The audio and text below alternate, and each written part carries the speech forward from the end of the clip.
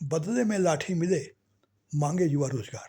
जी हाँ, बदले में लाठी मिले मांगे युवा रोजगार, वादे चुनावी दल करें घोषणाएं सरकार। वादे चुनावी दल करें घोषणाएं सरकार, बदले में लाठी मिले मांगे युवा रोजगार।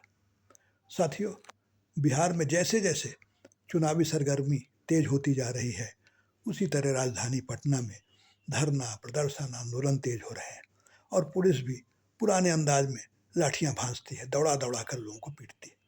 अब इस तरह के दृश्य पटना में तो आए दिन होते रहते। कभी छात्रों को पीटती है पुलिस तो कभी किसी और को। और इधर चुनाव तो नज़दीक आ ही रहे हैं, लेकिन ये 2.5 महीना से SIR की कवायद बिहार में चल रही है, विशेष पुनरीक्षण जो मतदाता सूचियों का है, और उसमें अब तक 65 लाख लोगों के नाम काटे गए हैं। ये तो अच्छा हुआ कि सुप्रीम कोर्ट के हस्तक्षेप से कम आधार को 12वां दस्तावेज मान लिया गया है।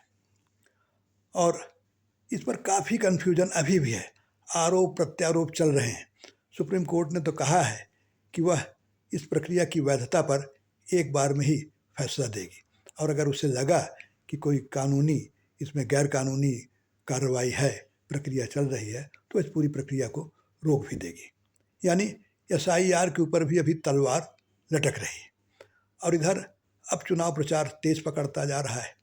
एक तरफ अधिकार यात्रा है तो दूसरी तरफ भी यात्राएं चल रही हैं, और अब चुनावी वादों के पिटारे खोले गए हैं, मुफ्त की रेवड़ियों का घोषणाएं हो रही हैं, सरकार की तरफ से सौगातों की बारिश हो रही है, PM आते हैं तो घोषणाएं होती हैं और CM भी करते हैं।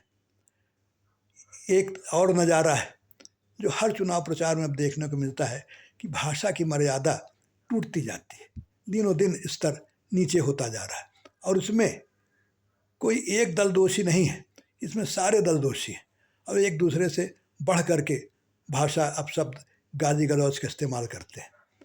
बिहार में एक तरफ तो प्रधानमंत्री को माँ की गाली दी गई और दूसरी तरफ भी कम नहीं कहा जाता, उधर से भी भरपूर गालियाँ दी जाती हैं। अब भाषा का कोई मतलब ही नहीं रह गया, पहले जैसा चुनाव प्रचार भी नहीं होता कि शालीनता से चुनाव प्रचार हो। और देखिए कि अब ये चुनाव का ऊँट बिहार का कौन सा करवट देता है। अभी तो काफ़ी समय बहुत कुछ देखने को मिलेगा।